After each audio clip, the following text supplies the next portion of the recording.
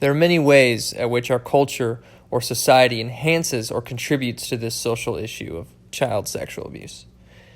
The accessibility of pornography in our culture could be contributing to the issue of child sexual abuse.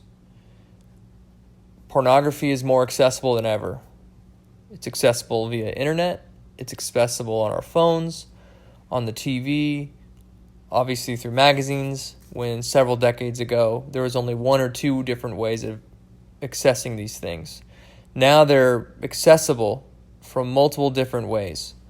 Exposing children to pornography, as previously mentioned earlier in this presentation, is considered a sexual crime. Our culture's promotion of pornography and the sex industry contributes mightily because children are more likely to be exposed to pornography.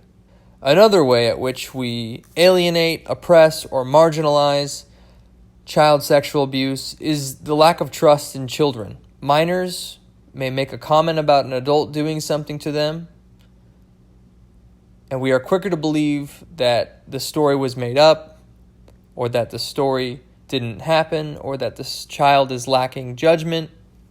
In other words, we're quicker to believe the adult before we believe the child. As mentioned previously in this presentation, 60% of all child sexual abuse cases happen by someone that they know, whether it be a family member or a close friend. This delay or lack of delay or urgency of advocating for the child ultimately can leave the child feeling alienated, oppressed, marginalized, make them feel like this is not a big deal, to where they potentially not want to come to their guardian or parent or provider stating the abuse that's taking place. Some of the strategies that I've both thought about and have researched on to prevent this problem from happening in the future is setting up cameras in our home.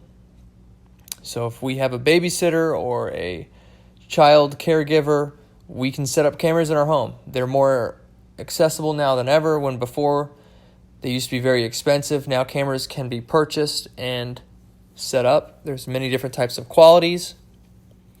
Utilizing that will allow guardians or parents to have eyes on their children when they're at work or away. Also need to be mindful of who is watching your children.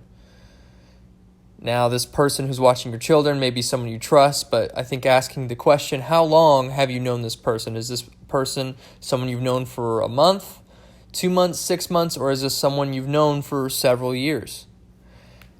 As well, knowing the siblings. If you have a sibling if you have an older child watching a younger child, does that older child have a friend over? Because you don't know who that friend is, that might contribute to sexual abuse later down the line. In addition, having conversations with your child, telling them what is appropriate, what is not. Obviously, depending on the age, when a child is exposed to sexual abuse, they may be confused. They may not know what this is, if it's good or if it's bad. And so having conversations with your child at ways that they would understand will help them to know what is appropriate, what is not, and also to maybe yell for help or to go find an adult if they feel unsafe.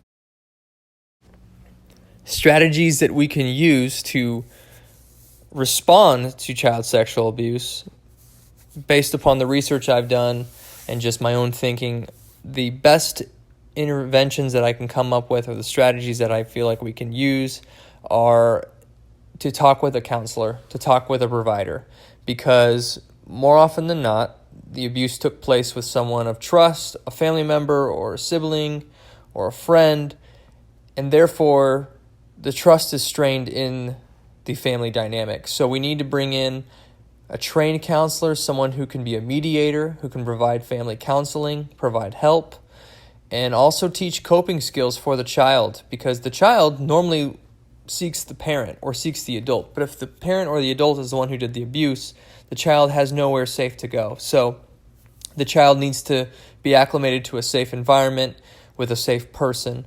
And so I think a trained professional that can mediate the situation is the best process forward.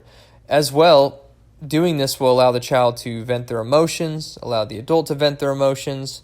There's a lot of anger, guilt, a lot of negative emotions that come out of this. And instead of ignoring all those emotions, addressing them is the appropriate intervention for an encounter like this. For more information in regards to child sexual abuse, you can look at the next 2 slides. These are the references that I utilized in my research. Once again, I want to thank you for taking the time to view my presentation, and I hope that the information provided helps you in your own future practice.